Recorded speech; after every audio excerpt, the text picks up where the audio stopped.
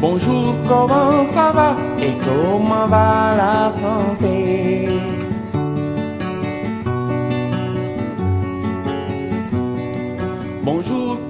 Bonjour amis internautes, bienvenue sur votre chaîne Alham Production. Alham Production, une chaîne YouTube qui a été créée pour promouvoir l'excellence de l'audiovisuel. Alors, comme vous le savez, nous sommes en pleine crise sanitaire, c'est-à-dire la pandémie de la Covid-19. Aujourd'hui, c'est dans ce contexte que nous allons entrer dans les écoles pour demander l'avis des professeurs ainsi que des élèves. Ça va et comment va la santé?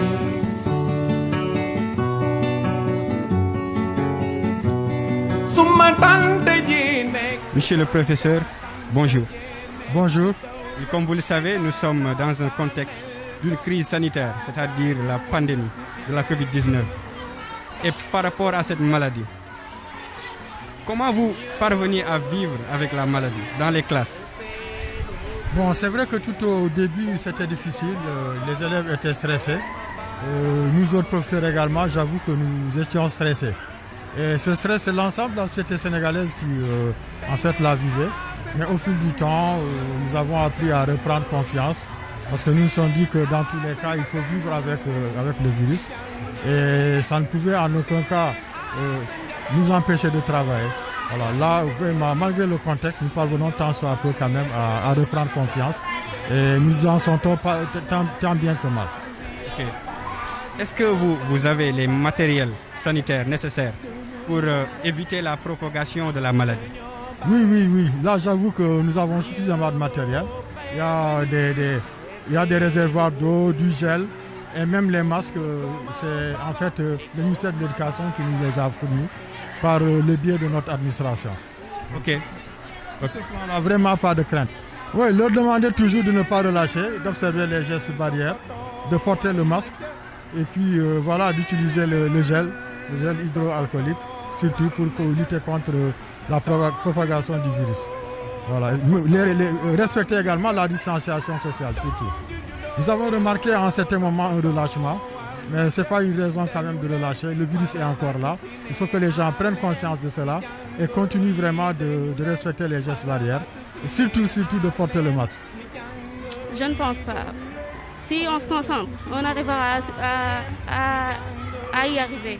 Parce que li ñu raté daaw bëriwul noonu te fekk na li ñuy def ren yi si ëpp defoon nañ ko daaw ba pare soo suivre rek soo concentré woo rek di nga arrivé wu si lii bi. Mais il paraît que votre programme a été un peu réduit. wàññi nañ ko surtout SVT si kii bi et SVT ak AG bi. wax dëgg yàlla daal fi mu ne nii daal mbas mi daal yàlla na si yàlla musal daal yàlla na ko yàlla dàqal itamit parce que fi mu ne nii daal yàq na suñu liggéey lu bëree ñu daan liggéey tout le temps. suñu njaay mi daal macha allah daal man li ma daan defar sax léegi dama ko wàññi léegi damay defar lu yem rek pour jaay ko mën ñibbi waaw loolu la. waaw léegi nag boo doon sensibiliser xale yi wax leen ñu moytu mbas mi nan nga leen di wax. xale yi daal dama leen di wax nu moytu rek di seet fi ñuy jënd itam ñam yi waaw ndax loolu am na importance trop ndax da ngay seet itam ñi lay jaay bu baax a baax ndax lépp luy dem si biir dafa war a set te temps yi moom set rek la jamono bi laaj. ñuy raxasu ba set rek di defar di jaay lu baax daal ak jaay lu set waaw. jërëjëf mais yan impact la def ci seen par rapport à vos études parce qu'il y a des répercussions sur vos résultats.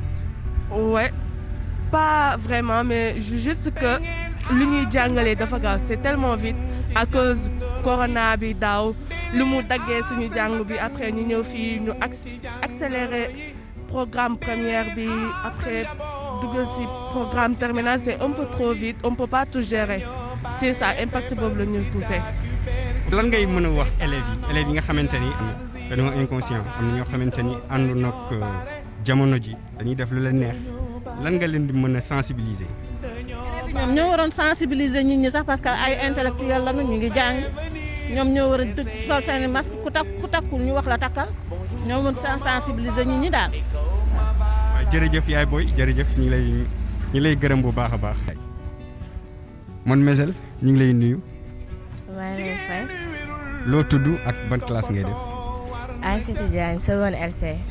Aïssatou lan nga xam ci pandémie bi. xam naa ni que ni garaaw na aussi gaaw na rey de nos jours ni muy rey bëri na trop ak mesure barrière tamit il faut que ñu respecté nga gën a yokk takk masque utiliser gel yi di raxasoo saabu aussi parce que ce temps-ci moom affaire bi dafa grave trop parce que ni muy rey dafa bëri da ngay toog par jour ngay dégg ay 200 personnes am nañ cas parce que parfois day nekk sax cas import doo xam fu muy jógee doo xam ku mu wàllu affaire yooyu noonu faut que ñu xam bu baax.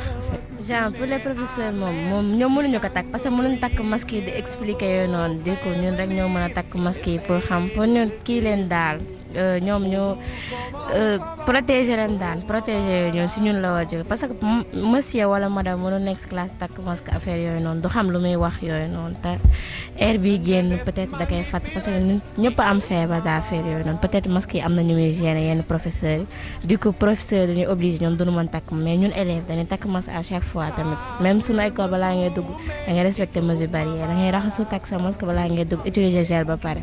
non perturbé wu ko perturbé comme l'année dernière na parce que ñun kii lañ doon def 3e daaw sonnoon noonu gaa parce que di wax dañuy reprendre le 2 demaat le 24 juin affaire yoon affaire da lay jaaxal yooyu noonu mais ren moom ça va ñoo ngi ñaan daal ñu bañ tëj école ñu continuer suñu jàng yooyu noonu mais il faut que tamit ñu respecter mesure barrière.